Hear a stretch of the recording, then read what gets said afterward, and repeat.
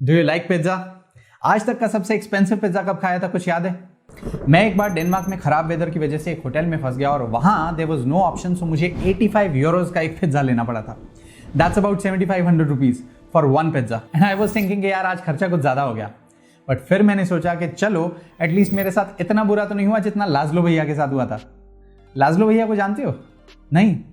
Well, आज date है 22 of May और 2010 में आज ही के दिन लाजलो ने ऑर्डर किए थे 2 पिज्जा जो उनको पड़े थे, एक मिनट बैठ जाओ पहले कहीं। लाजलो को वो 2 पिज्जा पड़े थे ऑलमोस्ट 5000 करोड़ रुपए के। Yes, 5000 crore rupees. That's about $650 million. बहुत सारी बड़ी कंपनीज की वैल्यूएशन से भी ज्यादा। आओ एक छोटी सी फन कैलकुलेशन करते हैं। डोमिनोज का fully loaded cheese burst pizza आता है ऑलमोस्ट 500 रुपए का। अब इतने पैसे में आएंगे ऐसे 10 करोड़ पिज्जाज, विच मीन्स कि अगर आप हर रोज ऐसे 5 पिज्जाज भी खाओ तो आपको लगेंगे 2 करोड़ दिन, विच इज अबाउट 55,000 ईयर्स। लाजलो भैया का एक ऑर्डर और आपकी 55,000 साल की पिज्जा सप्लाई। बट ये हुआ कैसे और क्यों? Let's find out.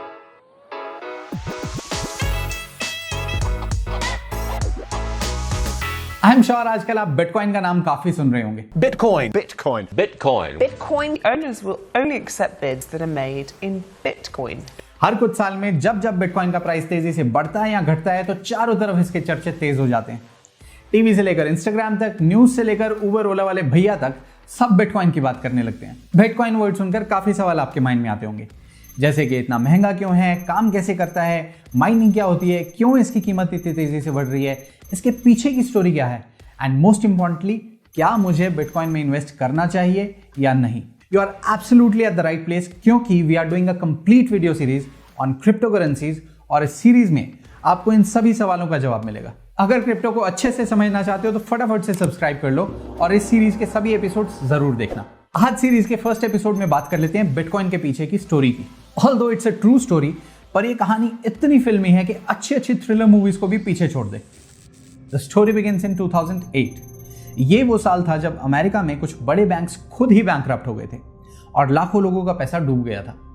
बैंक्स खुद ही बैंकरप्ट कैसे होते हैं इसकी बात सीरीज के अगले वीडियो में करेंगे, क्योंकि अब पूरी दुनिया इंटरकनेक्टेड है तो इसका असर सिर्फ अमेरिका तक लिमिटेड नहीं रहा और ग्लोबली इकोनॉमिक रिसेशन आ गया। एक बार फिर लोगों को यह रियलाइज हुआ कि जिन बैंक्स को वो अपना पैसा रखने के लिए बिल्कुल सेफ मानते हैं वो बैंक्स भी असल में डूब सकते हैं और ऐसे में उनका पैसा वहां पर भी पूरे तरह से सेफ नहीं है।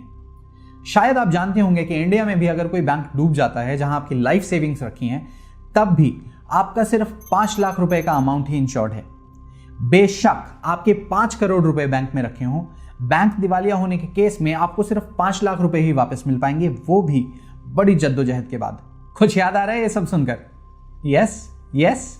खैर, एक तरफ लोगों का बैंक से विश्वास उठ रहा था और लोग अपना पैसा सेफ रखने के लिए कोई नया रास्ता ढूंढ रहे थे, पर किसे पता था कि दूसरी तरफ एक नए रेवोल्यूशनरी आइडिया की शुरुआत हो रही थी जो हमेशा के लिए दुनिया बदलने वाला था। अक्टूबर 31, 2008 इंटरनेट के गुमनाम कोने में सतोशी नाकामोटो नाम के एक इंसान ने एक डॉक्यूमेंट अपलोड किया जिसमें उसने एक ऐसी करेंसी बनाने की बात की जिस पर किसी बैंक, गवर्नमेंट या कंट्री का कंट्रोल नहीं होगा, बल्कि ये करेंसी दुनिया भर के लोग इंटरनेट के जरिए आपस में मिलकर चलाएंगे। सतोशी नाकामोटो ने इस करेंसी को नाम दिया बिटकॉइन। अब आती है सबसे इंटरेस्टिंग बात। ये सतोशी भाई साहब जो हैं बिटकॉइन जैसी बड़ी टेक्नोलॉजी के इन्वेंटर, जल्दी ये दुनिया के सबसे अमीर इंसान बनने वाले हैं। मगर सतोशी नाकामोटो एक्चुअली हैं कौन, ये आज तक किसी को नहीं पता। यस, सही सुना आपने, बिटकॉइन के इन्वेंटर की असली आइडेंटिटी आज तक दुनिया को मालूम नहीं है। दरअसल सतोशी को पहले से ही पता था कि जिस सिस्टम को बनाने की वो बात कर रहे हैं वो दुनिया को कुछ इस कदर बदल सकता है कि दुनिया भर के बैंक्स और सरकारें उनके दुश्मन हो जाएंगी। और इसी चीज को ध्यान में रखते हुए सतोशी ने अपनी असली आइडेंटिटी कभी दुनिया को नहीं बताई।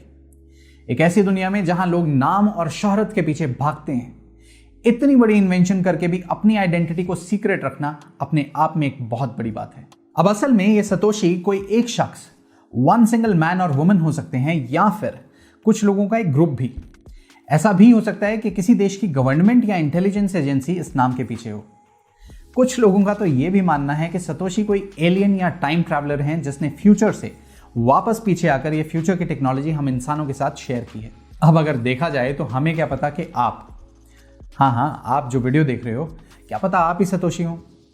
अगर ऐसा है तो कमेंट्स में जरूर बताना। एक थ्योरी ये भी है कि 4 कंपनीज सैमसंग, तोशिबा, नाकामिची और मोटोरोला के नाम को मिलाकर सतोशी नाकामोटो बनता है, तो शायद इन 4 कंपनीज ने मिलकर इस टेक्नोलॉजी को इन्वेंट किया हो। अगर अभी तक वीडियो में मजा आ रहा है तो फटाफट से एक लाइक कर दो, फिर जल्दी से आगे बढ़ते हैं। इस आइडिया को इंटरनेट पर रिलीज करने की टाइमिंग भी एकदम परफेक्ट थी, क्योंकि 2008 के इकोनॉमिक रिसेशन की वजह से लोग पुराने बैंकिंग सिस्टम का एक अल्टरनेटिव ढूंढ रहे थे। स्टार्टिंग में जब ये डॉक्यूमेंट रिलीज हुआ, उस वक्त कुछ गिने चुने लोगों का ध्यान ही इस तरफ गया।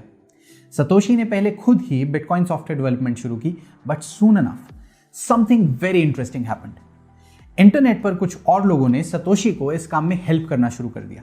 इनमें से कोई भी सतोशी को पर्सनली नहीं जानता था और सतोशी से इनकी बात सिर्फ ईमेल और मैसेज बोर्ड्स के जरिए हुआ करती थी। पर बिटकॉइन के आइडिया से ये इतने इंप्रेस हुए कि इन लोगों ने सॉफ्टवेयर डेवलपमेंट में सतोशी को हेल्प करना शुरू किया। जस्ट इमेजिन, दुनिया के अलग अलग कोनों में बैठे लोग सिर्फ एक आइडिया से इतने इंप्रेस थे कि बिना एक दूसरे को जाने वो इकट्ठे मिलकर एक प्रोजेक्ट पर काम करने लगे, वो भी बिना किसी सैलरी के। और ये सब कोई आम लोग नहीं थे, ये सब अपनी अपनी फील्ड्स के वर्ल्ड रिनाउंड एक्सपर्ट्स थे। फॉर एग्जाम्पल, हैल फिनी नाम के एक जाने माने कंप्यूटर साइंटिस्ट, सतोशी ने बिटकॉइन की पहली टेस्ट ट्रांजैक्शन फिनी को ही भेजी थी। निक साबो नाम के एक जीनियस कंप्यूटर प्रोग्रामर, जिन्होंने बिटकॉइन से पहले बिटगोल्ड नाम की एक डिसेंट्रलाइज्ड करेंसी बनाने की कोशिश की थी, पर उस वक्त उन्हें सक्सेस नहीं मिली थी। और गैविन एंडरसन, जो उससे पहले काफी अलग अलग फ्यूचरिस्टिक टेक्नोलॉजीज पर काम कर चुके थे। सतोशी के साथ इन लोगों की कम्युनिकेशन bitcointalk.org नाम के एक मैसेज बोर्ड के जरिए हुआ करती थी, जहां आज भी वो सारी कॉन्वर्सेशन पब्लिकली अवेलेबल है और अगर इंटरेस्टेड हो तो आज भी आप उस सारी बातचीत को पढ़ सकते हैं।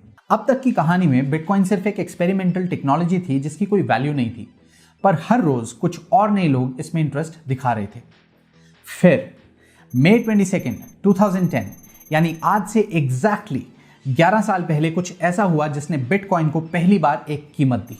अमेरिका के लाजलो नाम के एक शख्स ने इंटरनेट पर एक ऑफर रखी कि वो 10,000 बिटकॉइंस के बदले 2 पिज्जा खरीदने को तैयार है।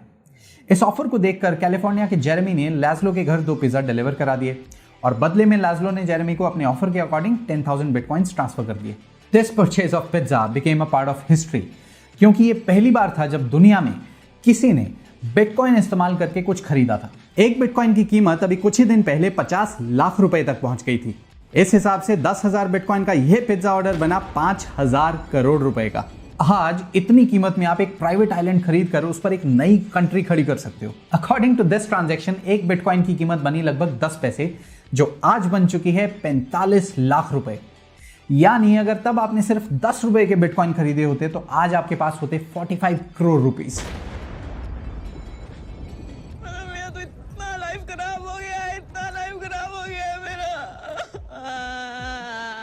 धीरे धीरे इंटरनेट पर कुछ और भी लोग बिटकॉइन को एक करेंसी की तरह इस्तेमाल करने लगे।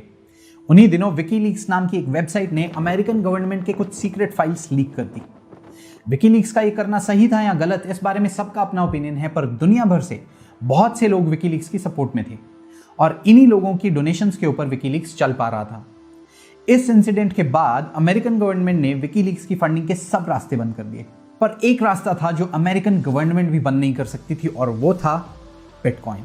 विकीलीक्स ने डिसाइड किया कि अब वो बिटकॉइन को अपनी डोनेशंस लेने के लिए यूज करेंगे, जिससे रातों रात बिटकॉइन को बहुत पॉपुलैरिटी मिलने वाली थी, क्योंकि विकीलीक्स उस वक्त तक ऑलरेडी काफी बड़ी ऑर्गेनाइजेशन बन चुकी थी जिसे दुनिया भर में लाखों लोग जानते थे। अब आपको लगेगा कि ये बिटकॉइन के लिए बहुत अच्छी चीज होती, पर सतोशी इस बात के बिल्कुल खिलाफ थे। सतोशी ने मैसेज बोर्ड में दिसंबर 5, 2010 को विकीलीक्स से अपील की कि वो अपनी डोनेशंस के लिए बिटकॉइन का इस्तेमाल ना करें। सतोशी का कहना था कि बिटकॉइन अभी बहुत ही नया प्रोजेक्ट है और इस तरीके के इस्तेमाल के लिए तैयार नहीं है। ऐसा करने से बिटकॉइन को गलत तरह की पब्लिसिटी मिलेगी, जिसकी वजह से इसका फ्यूचर खतरे में पड़ सकता है। पर सतोशी के इस अपील के बावजूद विकीलीक्स ने डोनेशन एक्सेप्ट करने के लिए बिटकॉइन को इस्तेमाल करने का डिसीजन लिया। अब आप कहेंगे कि ऐसा कैसे? टेक्नोलॉजी के इन्वेंटर की मर्जी के बिना कोई उस टेक्नोलॉजी को कैसे यूज कर सकता है? अब यहां ध्यान देने की बात यह है कि बेशक सतोशी बिटकॉइन के इन्वेंटर थे, पर वो बिटकॉइन करेंसी के ओनर नहीं थे। नहीं समझे? दरअसल सतोशी ने खुद ही बिटकॉइन को इस तरीके से डिजाइन किया था कि कोई एक इंसान या कंपनी या कंट्री या गवर्नमेंट उसे पूरी तरह से कंट्रोल ना कर पाए। बिटकॉइन के इस डिसेंट्रलाइज्ड डिजाइन को हम अगले एपिसोड में डिटेल में समझेंगे। जैसे इंटरनेट का कोई एक मालिक नहीं है और सब लोग मिलकर इंटरनेट को चलाते हैं, ठीक उसी तरीके से बिटकॉइन को भी दुनिया भर से अलग अलग लोग मिलकर चलाते हैं। इसका मतलब यह हुआ कि कोई भी बिटकॉइन को किसी भी तरीके से इस्तेमाल कर सकता था और खुद सतोशी भी उसे रोक नहीं सकते थे। विकीलीक्स के केस में भी ऐसा ही हुआ। जैसे ही विकीलीक्स ने बिटकॉइन यूज करने की अनाउंसमेंट की, बिटकॉइन रातों रात बड़े बड़े न्यूज़पेपर्स और मैगजीन्स की हेडलाइंस में पहुंच गया और सबकी नजरें बिटकॉइन पर जा टिकी। दिसंबर 11, 2010 सतोशी ने मैसेज बोर्ड्स पर लिखा, WikiLeaks has kicked the hornets nest and the swarm is headed towards अस। यानी विकीलीक्स ने भिंड के छत्ते को छेड़ दिया है और अब भिंड का झुंड तेजी से हमारी तरफ बढ़ रहा है। मैसेज से क्लियर है कि सतोशी विकीलीक्स के इस डिसीजन से काफी अपसेट थे। मैसेज बोर्ड्स पर यह सतोशी का आखिरी मैसेज था। इसके बाद उन्होंने बस कुछ और वक्त के लिए बिटकॉइन सॉफ्टवेयर के मेन डेवलपर्स के साथ प्राइवेट ईमेल के जरिए कांटेक्ट रखा। उन्होंने बिटकॉइन डेवलपमेंट की लीडरशिप गैविन एंडरसन को हैंड ओवर कर दी और ये कॉन्फिडेंस जताया कि बिटकॉइन प्रोजेक्ट अब बिना उनके इन्वॉल्वमेंट के भी गैविन की लीडरशिप में अच्छी तरह से आगे बढ़ सकता है। गैविन के साथ सतोशी की लास्ट कम्युनिकेशन अप्रैल 2011 में ईमेल के जरिए हुई, जिसमें उन्होंने गैविन से कहा कि अब तुम इस प्रोजेक्ट को लीड करो, मैं शायद वापस नहीं आऊंगा। गैविन ने उस ईमेल के रिस्पॉन्स में सतोशी को यह भी बताया कि अमेरिका की इंटेलिजेंस एजेंसी CIA ने गैविन को एक बातचीत के लिए बुलाया है क्योंकि वो बिटकॉइन के बारे में और समझना चाहते हैं। सतोशी ने कभी उस ईमेल का जवाब नहीं दिया और पूरी तरह से इंटरनेट से गायब हो गए। यस, जिस इंसान ने बिटकॉइन बनाया वो अब उसकी कमांड बाकी लोगों के हाथों में देकर आगे बढ़ चुका था। इससे भी ज्यादा सरप्राइजिंग एक बात सुनना चाहेंगे? Despite being bitcoins inventor, technology के सिक्योर डिजाइन की वजह से यह पॉसिबल नहीं था कि सतोशी जितने बिटकॉइन चाहें अपने अकाउंट में डाल लें। इसलिए शुरुआती दिनों में सतोशी ने भी बाकी सब लोगों की तरह माइनिंग नाम के एक प्रोसेस से बिटकॉइन कमाए थे। माइनिंग एग्जैक्टली काम कैसे करती है, यह हम सीरीज के अगले वीडियो में एक्सप्लेन करेंगे। अब सवाल यह है कि सतोशी के पास आखिर कितने बिटकॉइन हैं? तो ladies and gentleman, let me take your breath away. Satoshi के ओरिजिनल वॉलेट में है 11 लाख बिटकॉइन और एक बिटकॉइन की कीमत अगर 45 लाख के हिसाब से लगाएं तो सतोशी के बिटकॉइंस की कुल कीमत होती है लगभग 5 लाख करोड़ रुपए। 5 लाख करोड़ रुपए का मतलब सतोशी जो भी हैं आज वो दुनिया के सबसे अमीर लोगों की लिस्ट में है और जिस रफ्तार से बिटकॉइन की कीमत बढ़ रही है जल्द ही वो दुनिया के सबसे अमीर इंसान होंगे। पर इससे भी ज्यादा मजे की बात यह है कि शुरुआत से लेकर आज तक इन वॉलेट्स में से एक भी बिटकॉइन को निकाला या बेचा नहीं गया है।